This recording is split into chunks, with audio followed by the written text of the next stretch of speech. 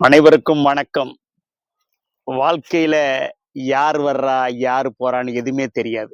வாழ்க்கைங்கிறது ரொம்ப ரொம்ப முக்கியமான விஷயங்க.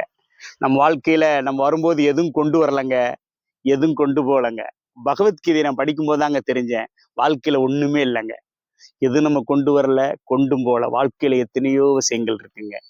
வாழ்க்கை தத்துவத்தை பத்தி என்னோட நண்பர் ஒரு பழைய வீடியோல நீங்க பாட்டு பாடியிருக்காரு, கேட்டிருக்கீங்க. அருமையான பழைய பாடல்கள்லாம் அருமையா பாடுறாரு நம்ம நண்பர் சுரேஷ் சார்.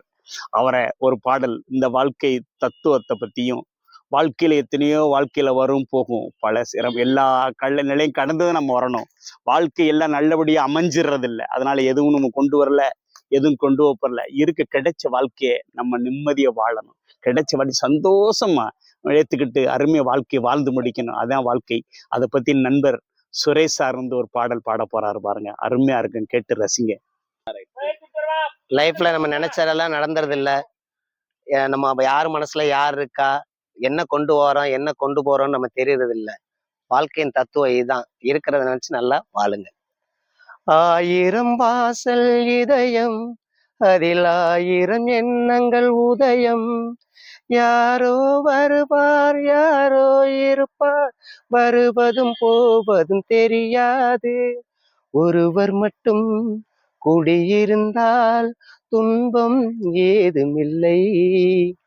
ஒன்றிருக்க ஒன்று வந்தால் என்றும் அமைதி இல்லை. நினைப்பதெல்லாம் நடந்து விட்டால் தெய்வம் ஏதுமில்லை. நடந்ததையே நினைத்திருந்தால் என்றும் அமைதி இல்லை.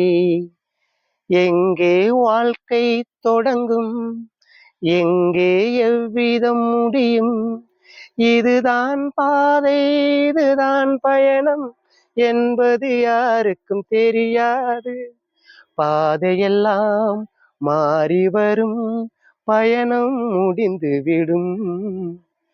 மாறுவதை புரிந்து கொண்டால் மயக்கம் தெளிந்துவிடும். தேங்க்யூ.